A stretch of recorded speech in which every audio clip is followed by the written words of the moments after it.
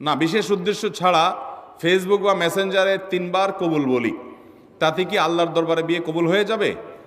এতে কি কোনো গুনাহ আছে? পোলাপান বান্দরামি করার জিনিস খুঁজে পাও না? না, অনেক পোলাপান এগুলো করে।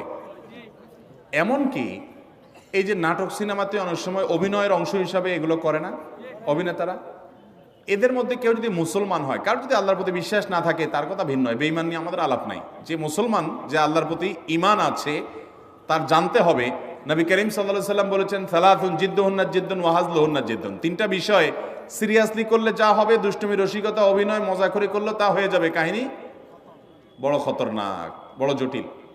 অতএব আপনি দোস্ত দুষ্টামি করে কোনো ক্লাসমেট মেয়েকে বললেন অন্য 2-3 দোস্তের সামনে যে আমি ওরে বিয়ে করলাম, এবং সেও অ্যাডাল্ট, আপনিও অ্যাডাল্ট, দুজন সাক্ষীও আছে। আর বিশেষ করে নাটকে যেটা হয় যে অভিভাবক অনেক সময় থাকে, যদি সত্যিকারের অভিভাবক থাকে, ওখানে তো সব বকওয়াস অভিভাবক। মেয়েদের তো বিয়ে অনেক হলো, আমাদের মতো মেয়েদের বিয়ে অভিভাবক ছাড়া হয় না, কিন্তু হানাফি মাযহাব অনুযায়ী অভিভাবককে জরুরি না, যদি অ্যাডাল্ট হয়ে যাবে তাহলে সেক্ষেত্রে হানাফি মাযহাবের আলোকে এই বিয়ে হয়ে যাবে। 2জন সাক্ষীর সামনে শুধু বলছেন প্রস্তাব, সে বলছে কবুল, দুষ্টামি করে বলছেন, বাস কাহিনী খতম হয়ে গেছে। কথা বুঝেন নাই? খুব জটিল একটা বিষয়। ঠিক তালাকের বিষয়টাও এরকম।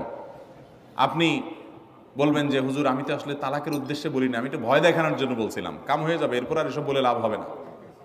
অতএব এগুলো সাবধানে করতে হবে। আল্লাহ আমাদেরকে এই সমস্ত বিষয়, হেয়ালিপনা, দুষ্টমি, এগুলো থেকে বেঁচে থাকার তৌফিক দান করুন। সব জায়গায়